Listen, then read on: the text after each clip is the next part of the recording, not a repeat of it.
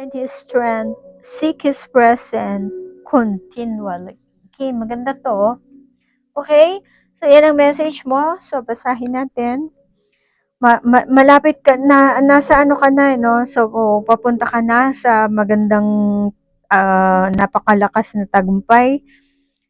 And then, marirealize mo na yung mga ipinalangin mo ay nagamot, nasagot, at darating sa iyo ang isang magandang opportunity sa relationship.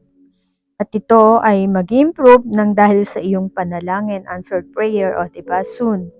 Okay? So, kaya nga lang, mag-ingat ka kasi may sinasabi dito na pay attention to signs. Okay? So, ito yung mensahe kanina na sinabi nga, 'di ba, maging makatotohanan ka. What part of you is apologizing for your truth? So, yun. Okay?